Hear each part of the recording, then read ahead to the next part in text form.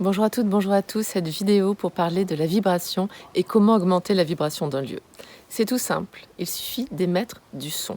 Alors par exemple, si vous allez dans un hôtel que vous n'avez ni musique, ni bol chantant, ni quoi que ce soit qui puisse faire un son particulier, je vous propose de taper dans vos mains. En tapant dans vos mains, un petit peu partout, vous allez dans toute la pièce, dans les angles de la pièce également, vous allez faire bouger de l'énergie stagnante et ça va pouvoir augmenter la vibration. Alors comment est-ce qu'on sent que la vibration est basse? Tout simplement en ayant une sensation désagréable. Ça vous arrive, j'imagine, de rentrer dans un lieu et de ne pas vous sentir bien, de ne pas vous sentir à l'aise, ou à l'inverse, de rentrer dans un lieu et vous sentir divinement bien parce qu'il y a une très belle énergie. Eh bien, l'énergie est liée, l'énergie stagnante qui est là est liée aux hommes et aux femmes qui ont pu être dans ce lieu et par exemple, je ne sais pas, émettre de la haine, émettre de la colère, beaucoup de tristesse. Alors ça reste, ces énergies stagnantes, ça reste là. Et ça peut être aussi lié aux énergies telluriques, donc aux énergies de la Terre. Il y a des endroits qui sont plus ou moins propices pour engendrer une bonne ou une mauvaise énergie. Alors le son a un impact incroyable sur la matière, sur nous, sur les animaux, sur les plantes. Et d'ailleurs, vous avez peut-être vu sur Internet des expériences avec une plaque métallique sur laquelle on met du sable. Et en fait, le sable se met, grâce au son, à faire des formes géométriques de plus ou moins belle qualité. Eh bien, c'est pareil pour nous. Le son a une incidence sur notre corps et évidemment sur l'énergie, puisque nous sommes faits à 99,9% de vide et donc d'énergie.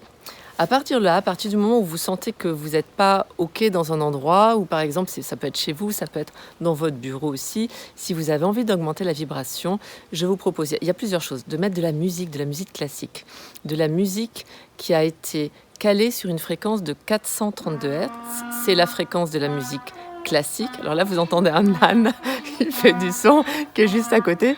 Il doit augmenter considérablement l'énergie, j'imagine. Donc, comme je vous le disais, vous mettez de la musique classique qui est sur une fréquence de 432 Hz. En fait, cette fréquence a été changée au moment de la guerre pour que nous ayons, grâce à la musique ou à cause de la musique, que nous recevions des vibrations moins hautes. Je vous invite donc à mettre de la musique que vous trouverez partout sur Internet sur cette fréquence-là. Maintenant, la musique est sur 440 Hz et elle est beaucoup moins intéressante au niveau de l'échange vibratoire. Donc si c'est votre maison, votre bureau, un endroit dans lequel vous travaillez, mettez de la belle musique ou alors achetez un bol tibétain si vous n'en avez pas et vous tapez avec le maillet sur le bol tibétain. Vous pouvez évidemment le faire chanter. Si vous savez faire, il suffit de faire des cercles avec le maillet, mais ça n'est pas forcément évident quand on ne sait pas faire.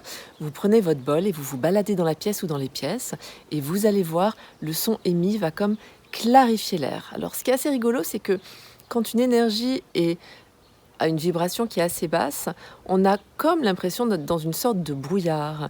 Et grâce au son que vous allez utiliser, aux éléments, aux instruments que vous allez pouvoir utiliser pour changer la vibration, eh bien vous verrez que c'est comme si l'air s'éclaircissait. C'est assez rigolo, c'est assez magique. On a l'impression qu'il y a un petit peu de brouillard qui s'en va.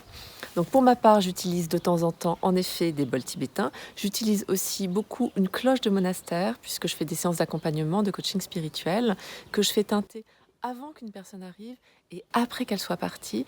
Et en fait, ça permet de fluidifier l'énergie, d'augmenter la vibration. Et moi-même, je me mets dans une énergie plus haute et je suis en phase avec la vibration environnante, avec la vibration du lieu. Et puis si la personne n'avait pas une vibration idéale, ça permet aussi de remettre de la bonne énergie. Il y a autre chose que vous pouvez faire, c'est faire brûler du palo santo. Le palo santo, c'est un arbre sacré qui vient d'Amérique du Sud. Et en fait, dans pas mal de magasins, notamment les magasins ésotériques, évidemment, on trouve des petits bâtonnets de palo santo. Vous pouvez le faire brûler, ça sent excessivement bon, et en mettre dans toute la pièce ou dans toutes les pièces. Et ça change l'énergie du lieu. Il y a également l'encens qui est très efficace. Alors de l'encens de bonne qualité, évidemment pas de l'encens avec de la colle. Et l'encens, vous ouvrez bien sûr les fenêtres, l'encens, la sauge ou même la lavande. Vous ouvrez les fenêtres parce que ça va capturer les ions positifs. Les ions positifs, alors contrairement à ce qu'on croit, sont pas bons pour notre organisme. Nous avons besoin de plus d'ions négatifs, ce que l'on retrouve au bord de la mer, au bord de l'eau. Et donc ça va comme emprisonner les ions positifs et avec l'air, ça va le chasser. La fumée va partir par la fenêtre et ça va chasser les ions positifs et vous aurez davantage d'ions négatifs et vous vous sentirez beaucoup mieux.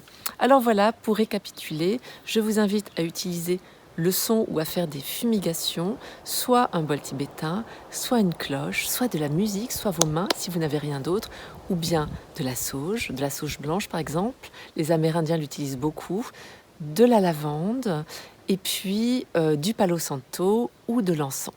Voilà, j'espère que cette vidéo vous a plu. Si c'est le cas, je vous invite à liker et évidemment à vous abonner à ma chaîne YouTube. J'espère que ces informations vous auront été utiles et je vous dis à très bientôt. Au revoir.